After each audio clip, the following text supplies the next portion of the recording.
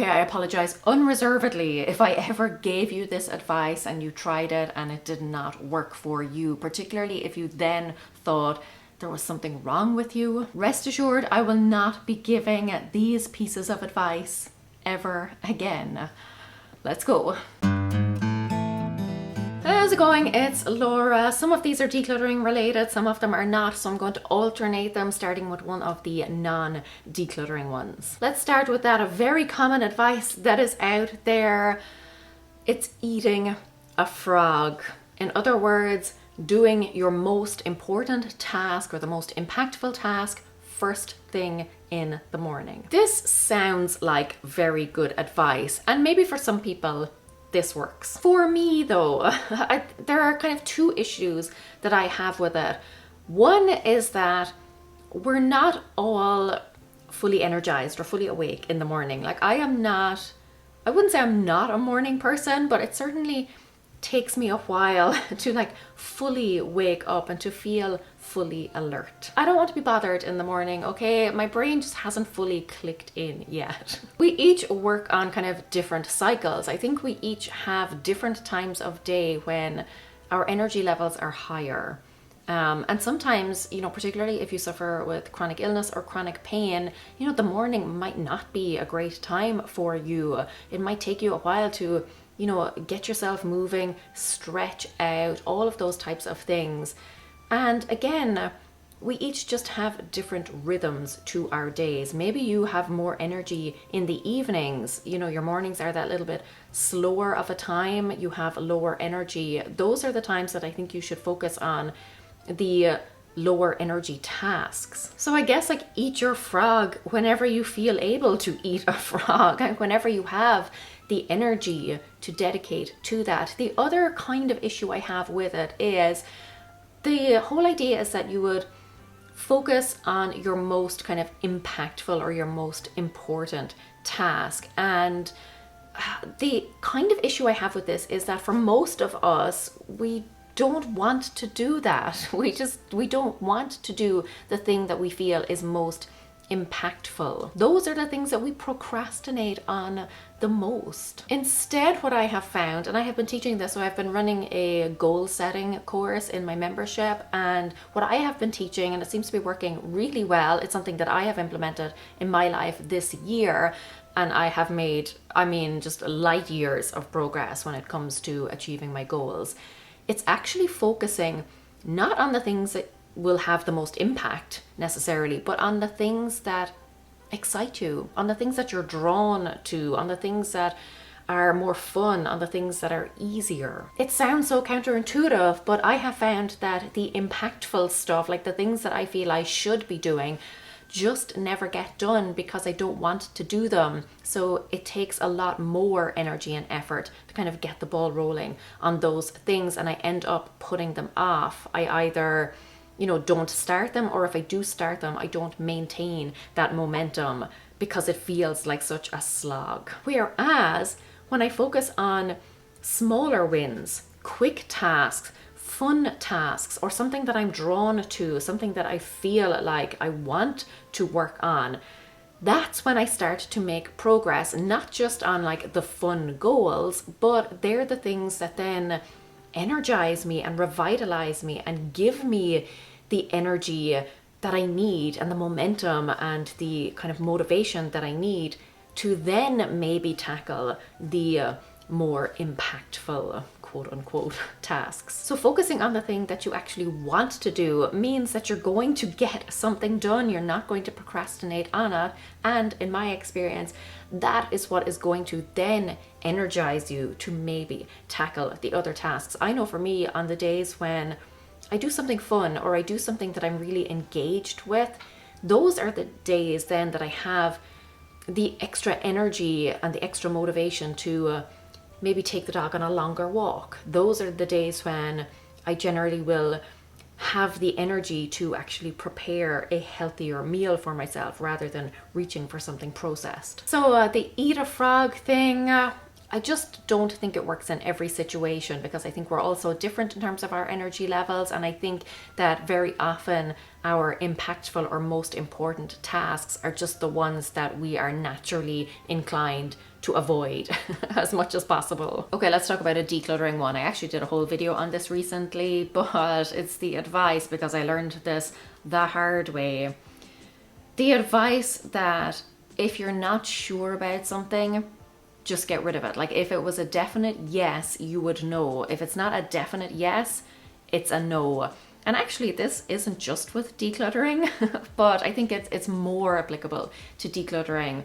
I have found that anytime I have kind of wavered on something and then taken that as a sign that I should declutter it, a handful of times, like not all of the time, but a handful of times, I have regretted it. I just think there's like too much room for regret in there. I think if you're not sure about something, and this is something that I'm now teaching my own daughter when I'm decluttering stuff with her, if she's not sure about something, I always say, okay, we'll keep it for now.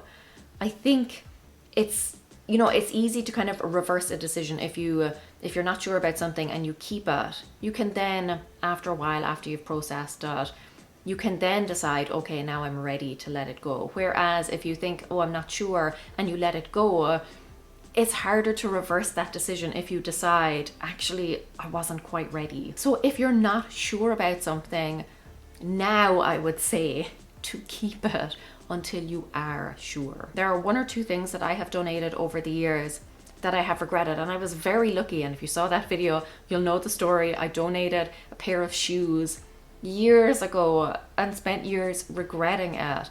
And I kind of, you know, years later made my peace with it. I finally decided, you know what, look, the shoes are gone.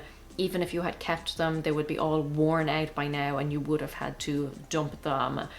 And then because the universe likes to mess with us occasionally, as soon as I had made my peace with it, what happened? I walked into a charity shop and found the exact pair of shoes, the shoes that I have been looking for years since I decluttered them. Every time I go into a store, anytime I go anywhere that sells shoes, I always look for these shoes. Was never able to find them. Walk into a charity shop, what do I find?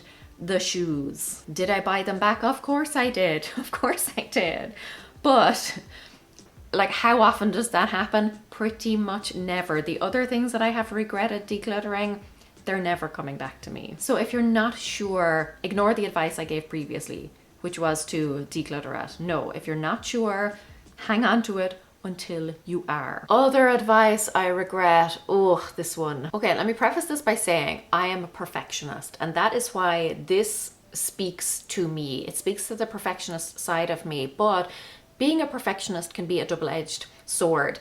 Like, on the one hand, it can often propel me to do things and to put in a little bit more effort and a little bit more energy and to see things through, which can be a good thing. On the flip side, however, it can often cause me to put unnecessary, undue pressure on myself to do something simply for the sake of completion. So the advice that I used to give and will no longer give is not to break the chain. This came from Jerry Seinfeld, who said that he kind of built up the habit of writing his comedy routines and coming up with jokes by writing every single day. He would have a calendar, and every day that he would write and try and come up with jokes and try and come up with his comedy routine, he would mark an X on it. And then he would have like a chain of X's, and then his whole mission became about not breaking the chain. When I heard this story, I was like, that is wonderful. That's for me. I'm a perfectionist. Seeing like all of those checked boxes, that whole chain there, that like really speaks to the perfectionist side of me. But the reality is, we're all going to have days when we just can't get something done. Life gets in the way, or maybe we're ill or something. And this was the lesson that I've learned over the past few years, because I was so ill that I would have days where I just wasn't able to do things, and I would break the chain and I would feel terrible. Like, I would really be hard on myself, even though it might be a day when I was like laid up in bed and like could barely move, or it could be a day when I was in the hospital, you know, having surgery or having some procedure or tests or whatever it may be, and I just wasn't up to doing whatever the task was that would break the chain. And I just felt terrible then, because the perfectionist side of me was like, well, you've wasted that, you've broken the chain, you've made a mess of it, we're back to square one. No, that doesn't necessarily have to be the case. Now, the way I see it is, and I talked about this again in the goal setting course, the way I see it now is more like putting marbles in a jar. Because when you put marbles in a jar, you start to build up this pile of marbles. And then even if you have a day or a few days where you don't put marbles in the jar, it doesn't discount all of the progress that you have made up until that point. Like, you don't go and empty out all of the marbles that you've already got in there. You can still continue to add to the pile when you have the time. For me, this was a much better way of thinking of things, because, and I shared this on Instagram recently, this whole idea of not having to start from scratch, you're starting from experience.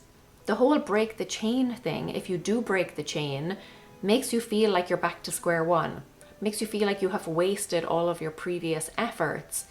Whereas the reality is that you now have experience. Maybe you've got, 5 solid days of doing something, and missing one day doesn't discount all of the effort that you have put in until this point. It doesn't mean that you've wasted all that time. It doesn't mean that you're starting from square one. You still have a body of work behind you, and lessons that you've learned, and effort that you've expended, and benefits and rewards that you have reaped.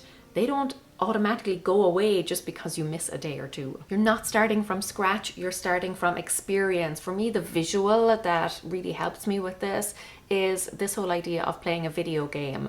Like, I don't know about you, but when I was younger, I used to love Sonic the Hedgehog. I would come home from school and I would play it all the way through, but it took me a long time to obviously clear each level. But I got to a stage where I could sit down, play the whole game, start to finish, like right through.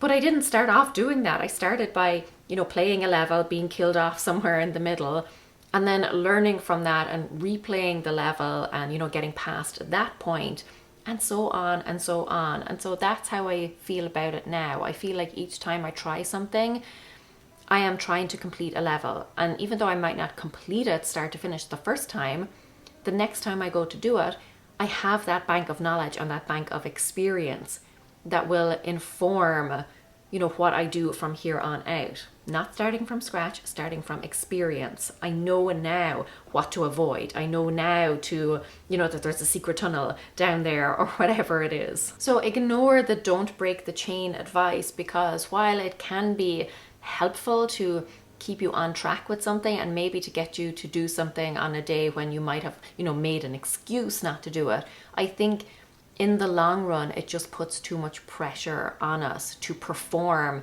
at a level that is just not sustainable for any of us. Play the game, put your marble in the jar, learn the lessons, and you will level up. Another decluttering one, and again, I've made another separate video on this, but it's the whole idea of boxing something up and putting it out of the way.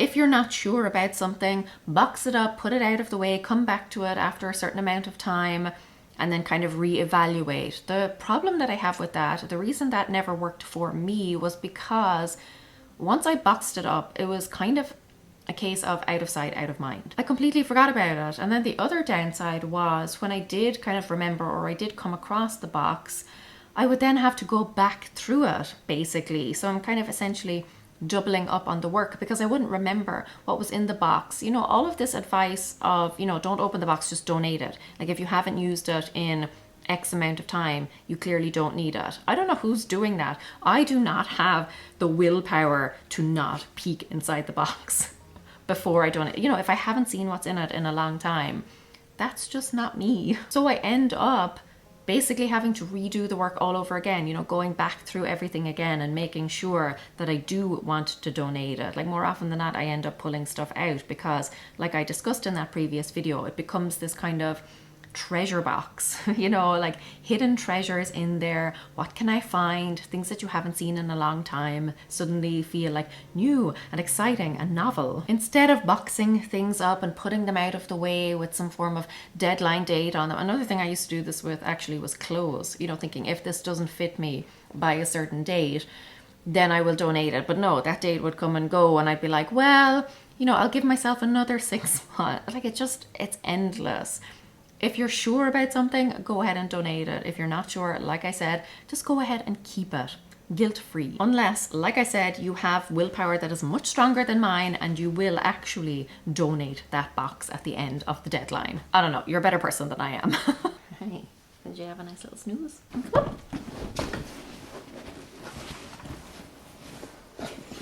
Other advice that I regret giving, this again, we've covered this in the goal setting course. I've learned so much about goal setting and goal achieving like this past year. I'm like barely hanging onto the chair at this point. Okay, there we go. The advice I used to give was to only follow one goal at a time. You know, pick a goal and focus on that thing until it is done. And I don't think that's necessarily good advice, and here's why. It's very difficult for any of us to sustain any sort of prolonged focus or concentration on any one thing. Our lives, like our daily lives, are so diverse. We've got a lot going on, and our energy levels, even like I discussed earlier in this video, can ebb and flow, not just throughout the day, but obviously throughout the week, throughout the month. We've all got different things going on, and it might make more sense at a particular time to focus on one thing and then maybe, you know, kind of leave it or move on to something else. And even just from a practical point of view, sometimes we're doing something and we have to take a pause because we're waiting on something else to happen. We're waiting on someone to get back to us on something. It just makes sense to leave that on the back burner for now. But if we were sticking to this advice of only doing one goal at a time, we might have like a large period of time where we're doing nothing because we're waiting on this other thing to happen. I just don't think it's realistic to expect us to only do one thing at a time. Like, yes, from a not multitasking, you know, like minute by minute type of situation, but goals are generally, you know, they take a little bit longer than just, you know, like an hour-long task or something. They're generally expansive, you know, they expand to fill a few days, maybe a few weeks, maybe like even months or years, depending on how big the goal is. I don't think it's realistic or practical to say focus on one goal at a time. Like, do not move on to another goal until you complete this one. I think we can follow multiple goals depending on where our energy levels take us, depending on where our excitement and motivation takes us, depending on what we feel most engaged with in the moment, or depending on,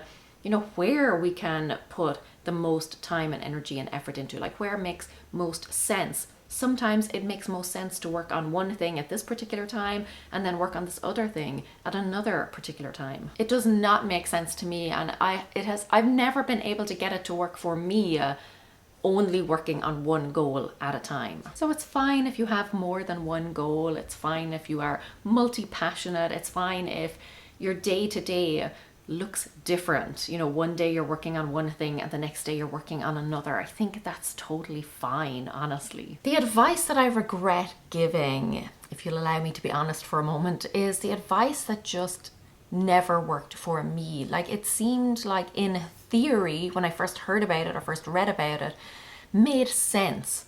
You know, it seemed like something that would work. It seemed like something that was sensible and, you know, the way to do things. And then I would try them and they wouldn't work for me. And then I started to think, well, there's something wrong with me. I still think it's good advice, but, you know, for whatever reason, I can't get it to work. Whereas now I think, you know, if it doesn't work for me, chances are it won't work for someone else. And then they, like what happened to me, they might start to think there's something wrong with them, not the advice itself. And that's not to say that it's all, you know, bad advice. It's not to say that it won't work for you. It's simply to say that it's not kind of like a hard and fast rule that's going to work for everyone. It's not like a one size fits all. And it's also the case that sometimes something does work. until it doesn't. You know, advice might work in one stage of your life and then just doesn't work in another stage. So now, instead of kind of giving that type of advice, I try and focus on the things that work for me, like the things that I have found consistently work for me. I also find that, you know, like the internet can be a weird place. I think we all know that, but sometimes you can say something and somebody can latch onto it and take it as gospel and, you know, have a very black and white approach and not consider context or nuance or anything like that. They will take what you say and they will run with it, and they will try and find any exception to it. And of course there will always be an exception to every rule, but they will use that as like something to beat you with. They will berate you because what you've said does not work 100% of the time in 100% of circumstances. Not everything I say is going to be accurate and applicable to every single person. So I think we all have that kind of responsibility to use our own judgment when somebody is giving us advice. You know, and it's the same if a friend gives you advice, like, okay, you might be inclined to take it, particularly if you know, respect them, particularly if they have a good track record in whatever area they are advising you on. But you're not obliged to take the advice and run with it. This video is all about the advice that I have given over the years that no longer rings true for me, or I just realized after I had kind of like matured a little bit that maybe this advice isn't all it's cracked up to be. But there are still other areas where I'm like, the advice that I give is like tried and true. Again, you have to use your own judgment with it. But one of the things I talked about was decluttering regrets. I have learned a lot about this over the years. I feel like I'm pretty much an expert on this at this point. So if this is something that you're struggling with, I will say that I have compiled a list of things that if you declutter them, you will regret it. I could probably say that like pretty confidently. You can watch it right here. This is advice that I do stand by. Until then, Gura Mila Mahagwev. August Becky Mishif Shigalua. Slán.